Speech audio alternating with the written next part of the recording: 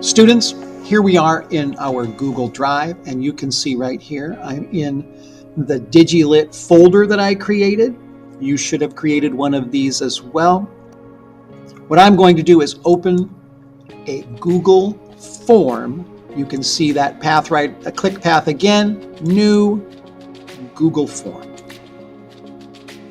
It's going to open up, and you can see right here, it's an untitled form. Now, in our Pear Deck, we already came up with a question that we are going to ask, and I think it's a good idea to make that question the same topic as your title. So in my example, I was asking about favorite fast food chicken sandwiches. So that's what I'm going to title my form. This way, when somebody receives my form, they're going to know immediately what this form is all about. And if I click the untitled form right up here in the upper left, it will grab this title and just make it the file name. That makes it easy for me to see in my Google Drive what this file is about. Now, I'm going to just be sending this to somebody, and I think I don't need to give any detailed description. There's going to be one question, and it's going to be pretty straightforward. What is your favorite fast food chicken sandwich? And I'm going to give 4 restaurants for them to choose as an answer. I am going to, though, give them a nice little greeting. It's just going to say,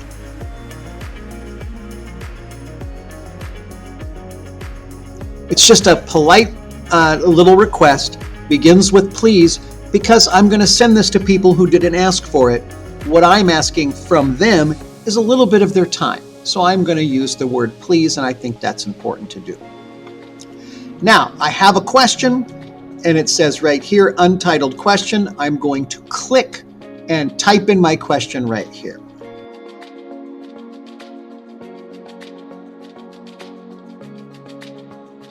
Notice I, again, am sending this to somebody. Maybe I don't know that person. I'm going to make sure that my sentence, this question, ends in appropriate punctuation, begins with a capital letter, and that I've taken care to make sure everything is spelled correctly.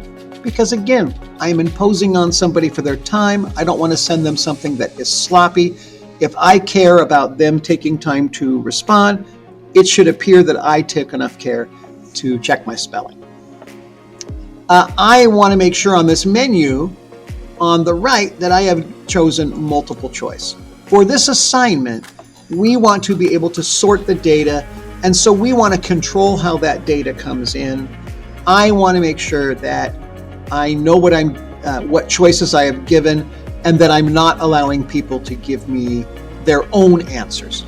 Those are appropriate for some forms. For ours, it'll just complicate things and make our job a little harder. And our job is to survey and gather data, and then to sort that data and graph it in a spreadsheet. I'm going to type in the first option.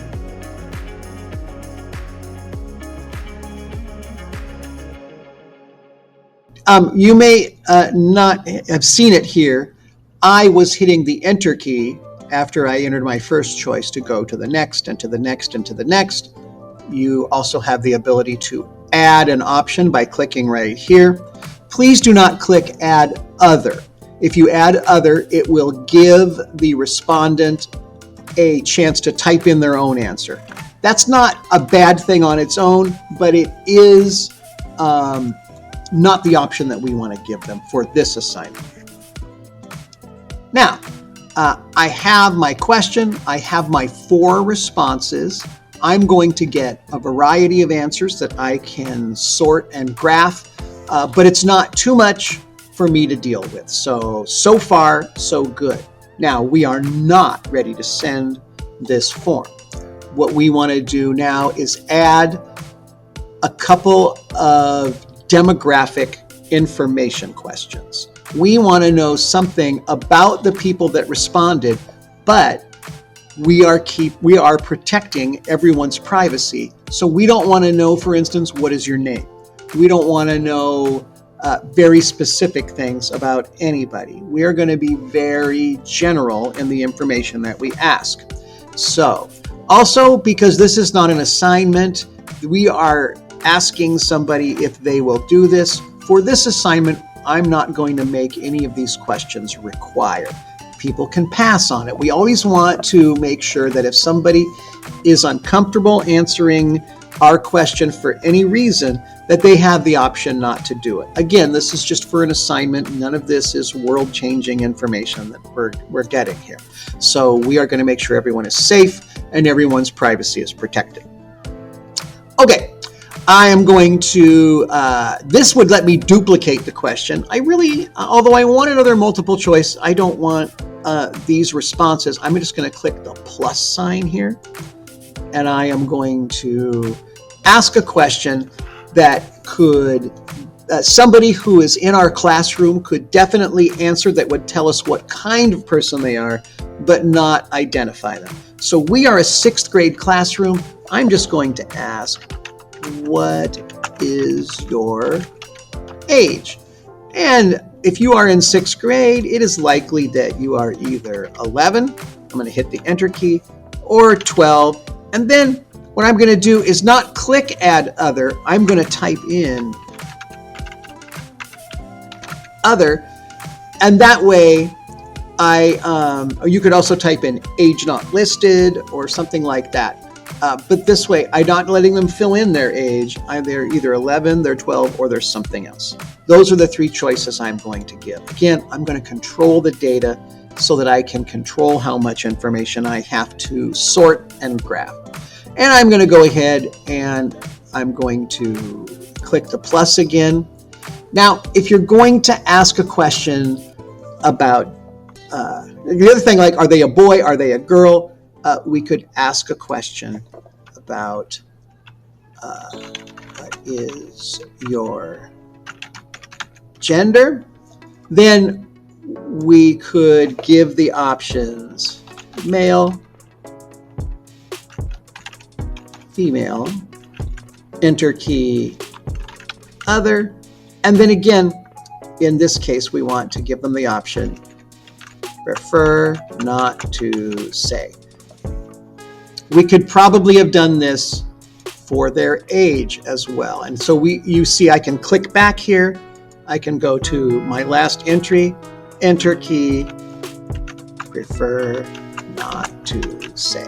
Again, we are asking for people's time. They're not applying for a loan. They're not asking us for something. We're asking for them for something. Let's let them be totally anonymous if they want to.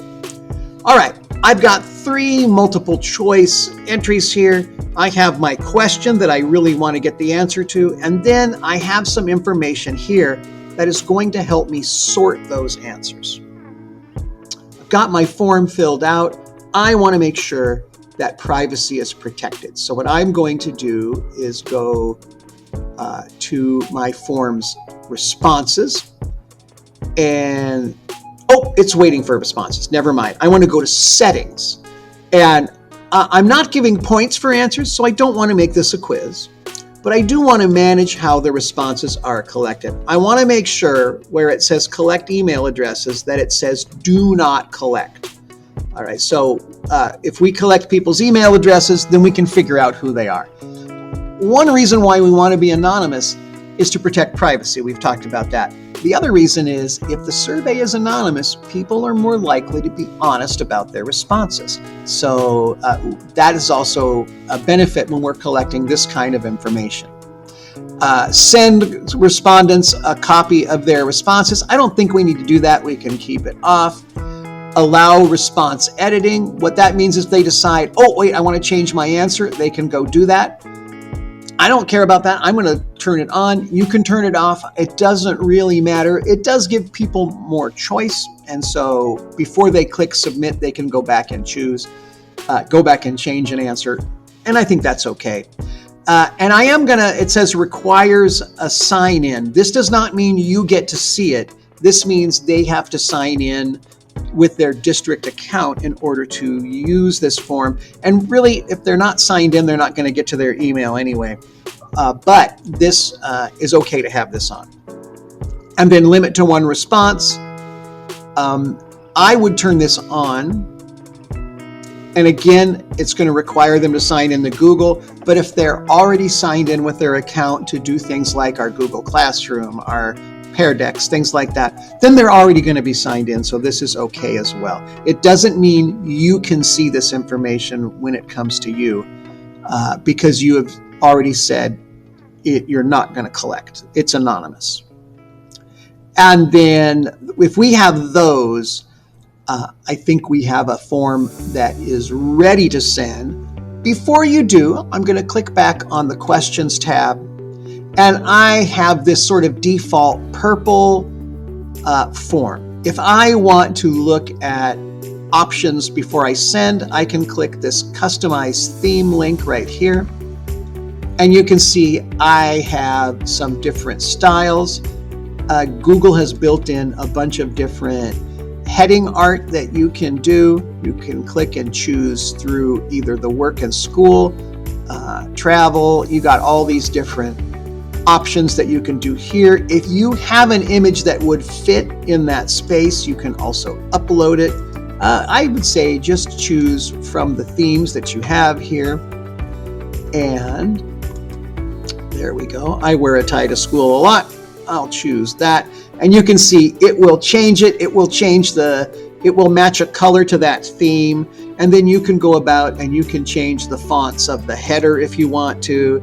I would just caution you, like this lobster font, it's a little harder for an old man like me to read. I might stick with something that is easy to read.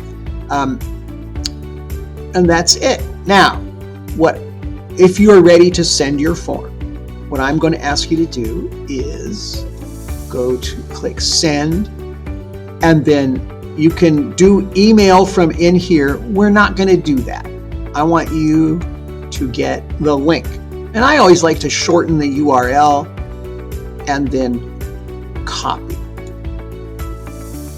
Once you have your link copied, we are going to go into our Google email, and I'm going to show you an appropriate format for this email, and I'm also going to teach you how to make text in your email a live link with this link to your form.